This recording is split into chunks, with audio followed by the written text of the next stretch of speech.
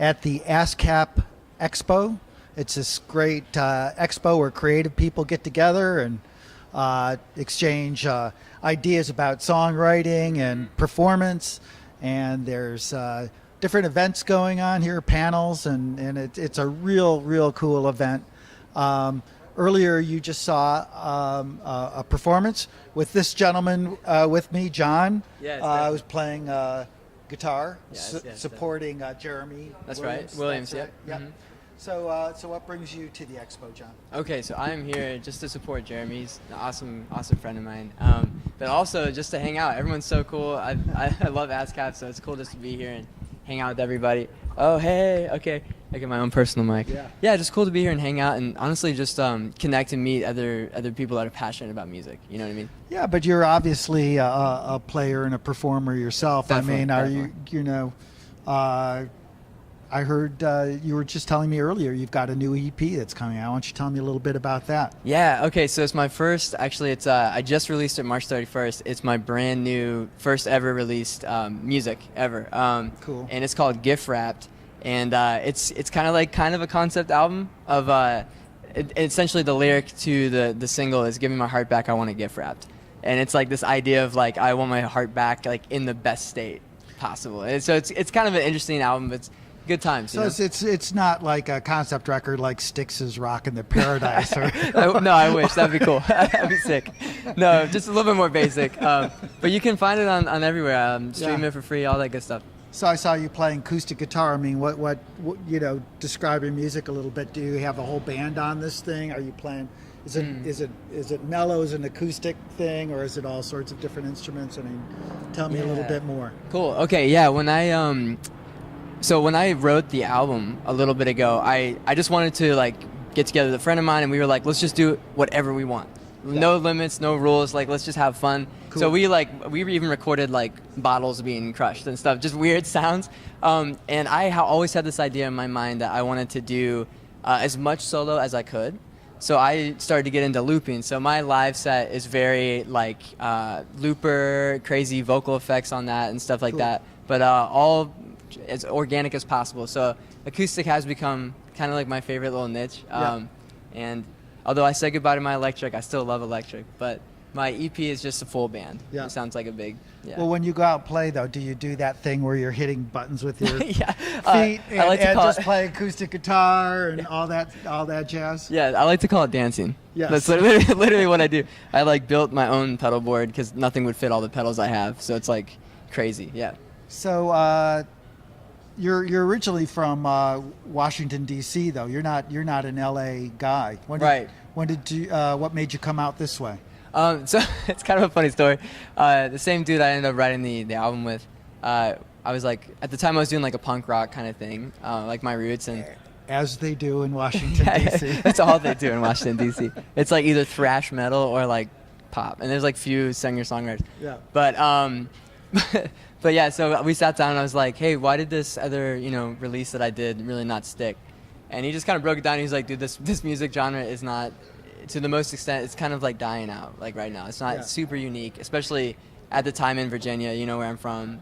And so I was like, okay, let's write music. And then he was like, you need to write a new like genre, kind of invent your own sound.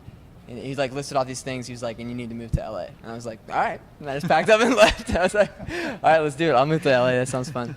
It's been crazy. No, that's how you got to do it. I mean, like I was born and raised in Detroit. Yeah. And one day I was in a band and we just said, look, we can't stay here. We've burnt this place to the ground. Exactly. Yeah. We got to go someplace new. And we just packed it up and went to New York. And that's the way you have to do it. Are you doing any more performing? Are you going to see any of the panels or anything here at the Expo? Definitely. Yeah, I'm going to spend as much time here as I can because I'm walking through and I'm seeing all my favorite things. I'm like, what? It's like, I know this company and that company.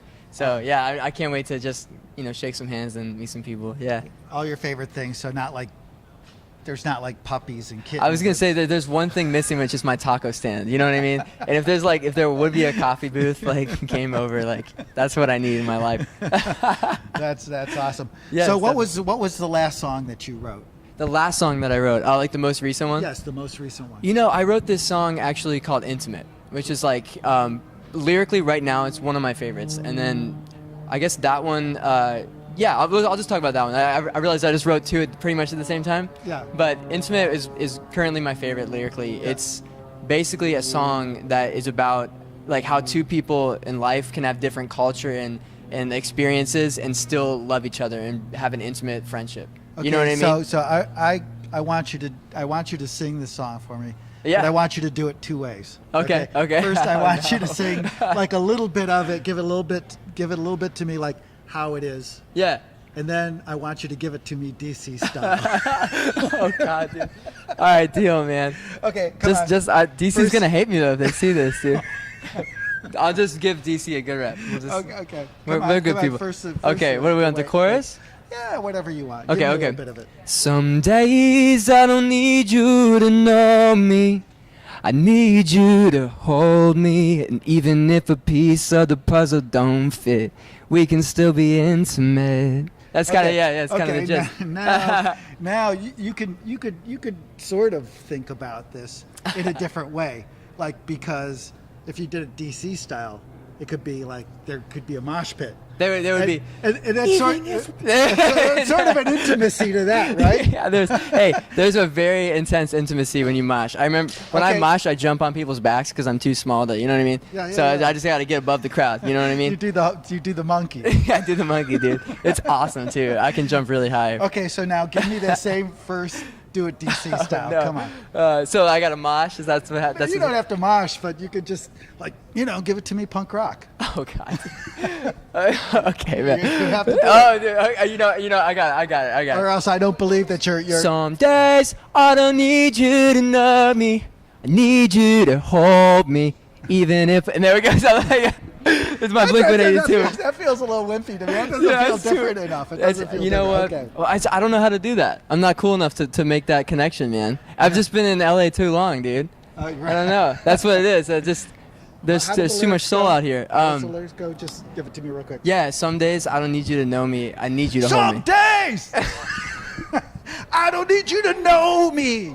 There you go. And then you got to come in with the chorus. There you go, dude. That's it. That was far better than I could have ever done. Thank you so much. See, there you go. You want to join my band? We can start a thrash band in in Virginia. Yeah. Hey, we can still do this. You know what I mean? Now here's the old guy. Dude, it's all about the heart, man. You got a young heart, dude. Exactly. We could do it. Well, anyways, thanks for joining us today. Yeah, man. Looking forward to checking out your EP. Where can the people download it and check it out?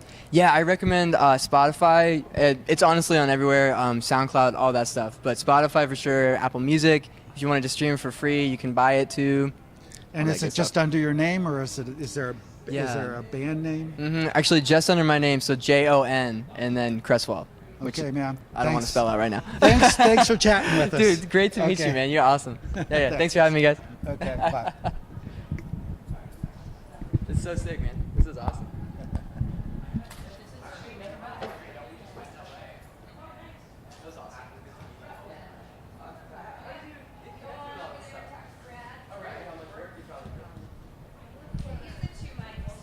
Oh, okay.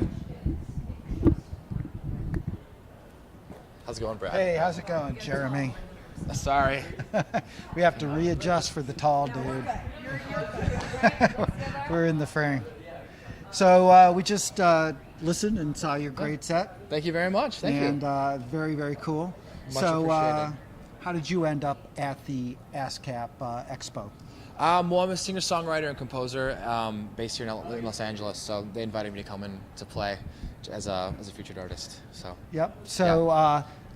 How did you get that invitation, though? I'm sure there's people out there that are yes. learning about the ASCAP Expo. Yes, and absolutely. they sort of want to know a absolutely. little bit about this thing. Yeah, well, I mean, I had someone that reached out to me that was organizing the event and everything. And, So and you asked were me just to- sitting at the house reading the newspaper. I was. And someone called and knocked on the door. Oh, yeah, well, I don't read the newspaper anymore, but I was reading the newspaper online. Yeah, and I got an email. It was an email, and He's one of those hip kids that reads the newspaper online. yeah, online. Online. It's all over Yeah, the yeah. internet. Yes, it's not the most exciting story, but yeah, it was an email, and then I responded to the email. But and you said, playing clubs "Hey." locally? And I do. stuff Yeah, like that? I have a residency at a local place here that I play every week. And Oh yeah, so where at? it's called Republic of Pie. It's in North Hollywood. It's like Cool. a cafe, kind of spot. It's and great. You do once a week. You do all of your own material. I do covers as well, just because people like to hear music they recognize. I think. Yeah. A whole I night respect of that. hearing new stuff. It's can be hard. a little- It's hard to accept new things. Yeah, I yeah, think yeah, so. yeah, People yeah. like to be familiar, and then you play things of your own as well. So, do you have some music coming out? Do you have? Yeah, so I have an EP that I released. Oh, cool. Called Color and Life, and I also do film composing as well. So I kind of do both things, which is great. ASCAP this is great for that because Yeah. it's everything as a composer and a writer. Do you as mean well. like composing for film? Do you For mean film, like yeah. the incidental music, or do you like write songs for? So film? both, yeah. Do Yeah. theme songs when it's called for, and then the actual underscore as well with the orchestra and all that kind of stuff. Oh, as well. that must yeah. be, I love it. It's that must be awesome great. because it's all the great parts about just doing music as an artist, and it lacks. It's great because you can just be creative. You're just there in that space. Who's You don't your have to be- favorite film composer? My favorite film composer. That's a tough question. I would say that like Hans Zimmer, Interstellar, his score for Interstellar is one of my favorites Yeah. in recent memory. Hans for sure. Zimmer I have to is put that. incredible. Yeah, and he has such a diverse range of scores that he does, but I would say Interstellar. That's the one that I'm more old school. I'm Bernard Herrmann guy. Oh, I mean, all the yeah, way. come on. Or John Williams. I can't. I feel like you say that though. It's like so cliche. Yeah, Everyone's no, like, no. ah, of course. No, but Zimmer Yeah. is the new Williams. Yeah, sort of. And in a way, I feel like Interstellar for me when I heard that score, I was like, okay. So if somebody wants to go up online and just sort of, check out at least one tune, what's Oh yeah. what's so the my song? website is jeremywilliam.com, and Yeah. it would be up there. I have like Mm-hmm. full playlist of everything if they wanted to check it out. But do you have like a song on the EP that you're putting out that you're pushing big? Oh, time? absolutely. I would say Shoreline is probably the song, yeah, or Erie. One of those two songs are the ones that I. Shoreline. Shoreline, Erie. yeah. There's a Erie. theme here. I detect a water theme. I love the somewhere. beach. I love the ocean. I gotta say, it's hard not to insert those types of Yeah. things in songs. So what's Shoreline about? Tell me about it. It's like going. Honestly, it's about a day at the beach with the person that you love. As Oh. cheesy as that kind of sounds, Yeah. but it's also used as a metaphor for love and. A lot of love here at the ASCAP Expo. I was getting your guitar accompanist to tell me a bit about his days in the DC punk scene. Okay. Yes. So I had him sing one of his love songs. Oh, that's in punk voice. Punk voice about intimacy. Yes. Very intimate. So you're obviously, if you're scoring for film and doing all this other stuff, you're a trained musician. Did you I go am. to college for? I didn't. film I grew up composition? doing classical piano, and it's something that I just studied intensely as like a kid and a teenager, and that's just carried over very well. Just being able to read music is super helpful and having knowledge of the piano, you can really from there expand and learn any instrument. Maybe not to play, but at least to write for it and to orchestrate for it. Yeah. Which has been very helpful. I in addition to guitar, I play classical violin. I studied classical Oh, it's violin. amazing.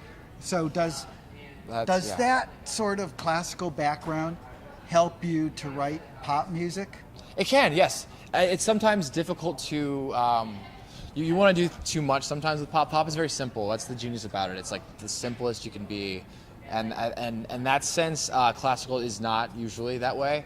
But it's very helpful for just knowing keys and knowing if someone wants something that's different, a certain tone or sound or feeling, knowing the chords and knowing how to sort of switch to that. It's so helpful for that. But the thing is don't you feel like a lot of pop music these days, it's sort of like, it's gotten a little cookie cutter lately. It has, yeah. And I would think that like knowing some of these other textures helps you sort of maybe put a little left turn, like the Yes, smallest absolutely, left absolutely, turn into yes. that pop formula. Agreed, yes. I mean, you have to have the knowledge of those things to be able to insert them, right? Yeah, If yeah. you just have a very basic, you can't really expand. Yep. So it is helpful for that, all the way. So, what are your plans? Are you going to be touring? Are you going to be just pushing the record? Just pushing the album, and I'm based in LA, so I love this place. I toured for so many years, and it's nice to have a place and a schedule and the ability just to create every day. And I love that. So I'll be here in LA, just have a residency that I'm playing, and I'm constantly writing and scoring. So we're at the ASCAP Expo, and it's really this cool place where songwriters like Jeremy and can come and exchange ideas and go to panels and do all sorts of other cool things. I mean, do you have any other plans here at the Expo? Yes, there is I forget the name of the composer, but there is a panel tomorrow.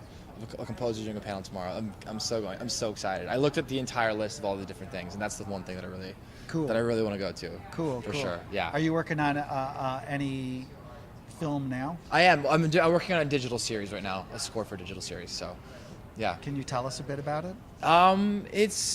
That's a good question. It's so I worked with this director last year on this Netflix film called Coin Heist. So we did that together, and this is sort of like her in between working on the next feature. Oh, so cool. it's called. I think it's called. I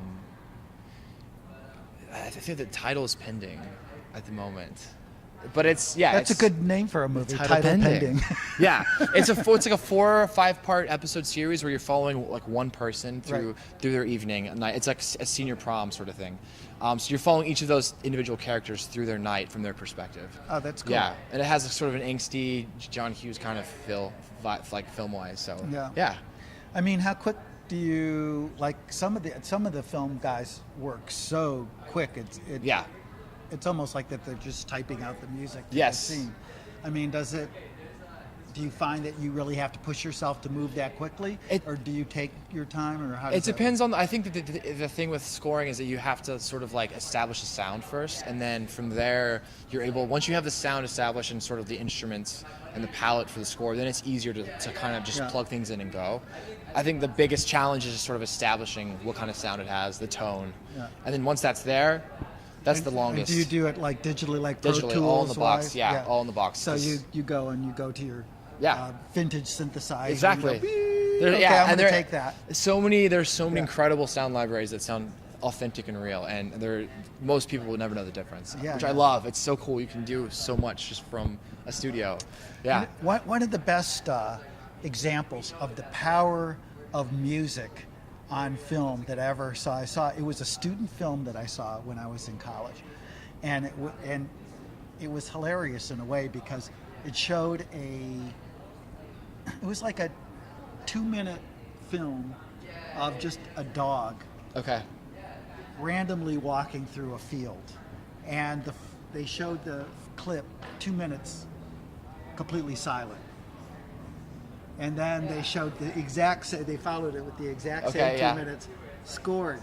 And the dog would, like, when you would look at it first, it would be just a dog kind of walking. Kind of walking. But then they would put this majestic music behind it, and it changed the whole vibe of the thing. It was such a brilliant demonstration of how much impact that music has on the score. It does. And that's the thing I love so much about it, is that it does really inform sort of how you should feel about what you're seeing. Mm-hmm. I love that. So you're in the perfect place. I am in the perfect place. This is the perfect place. You can go and play at a cool thing, and then you can go talk to somebody and do some film, do this, that. Cool. Yeah. Well, anyways, again, if you want to check out Jeremy's music, go to where?